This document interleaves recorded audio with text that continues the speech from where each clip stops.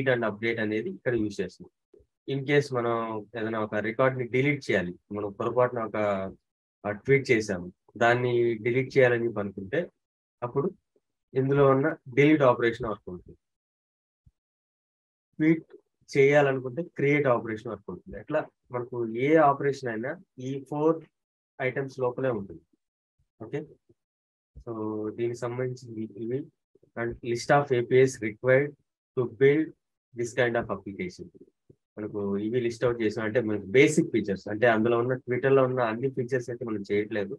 మీకు core features ఏవైతే ఉన్నాయో వాటి వరకు మనం ఎలా చేయొచ్చు ఏంటి అనేది ప్లాన్ చేస్తాం. ఓకేనా, ఇందులో మనం Node.js ద్వారా చేస్తున్నాం కదా,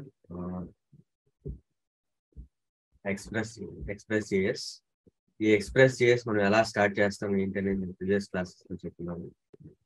మళ్ళీ ఒకసారి క్విక్గా రివైజ్ చేస్తాను. ఓకే, ఈ Node.js వచ్చేసరికి సర్వర్ సైడ్ రన్ అయ్యే ఒక scripting language. Java script server side run అవుతుంది యూజింగ్ V8 ఇంజిన్. దీనిలో మనకు Express.js అనేది Node.js లో ఉన్న ఒక ఫ్రేమ్ వర్క్. ఓకే, మనం ఏదైనా ఫ్రేమ్ వర్క్ అంటే ఏంటంటే మనకు కావాల్సిన అప్లికేషన్ డెవలప్మెంట్కి కావాల్సిన ఫీచర్స్ అన్ని, ఒక ఫీచర్స్ కానీ లైబ్రరీస్ కానీ అన్ని కలిపి ఒక చోట ఉంటుంది. వాటిని యూజ్ చేసి మనం డెవలప్మెంట్ స్పీడప్ చేయొచ్చు అనమాట. సో అలాంటి ఒక ఫ్రేమ్ వర్క్ ఈ Express.js అనేది. అందులో మనం ఒక ఎక్స్ప్రెస్ అప్లికేషన్ స్టార్ట్ చేయాలి అంటే మనం ఒక ఫోల్డర్ క్రియేట్ చేసి అందులో npm init అంటాం అనే కమాండ్ కనుక రన్ చేస్తే మనకు package.json ఫైల్ లో ఉన్న డిఫాల్ట్ ఐటమ్స్ ఏదైతే ఉన్నాయో అవన్నీ మనకు క్వశ్చన్స్ లాగా అడుగుతుంది.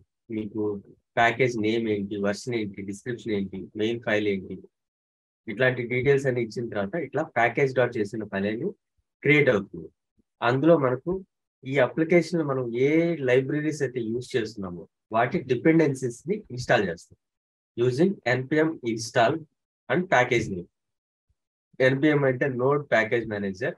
సో మనకు కావాల్సిన లైబ్రరీస్ అన్ని ఒక రిపాజిటరీలో ఉంటాయి. ఆ రిపాజిటరీ నుంచి మనకు నచ్చినప్పుడు మనకు కావాల్సిన లైబ్రరీస్ ని అండ్ ప్యాకేజ్ ని మనం ఇన్స్టాల్ చేసుకుంటూ ఉంటాం.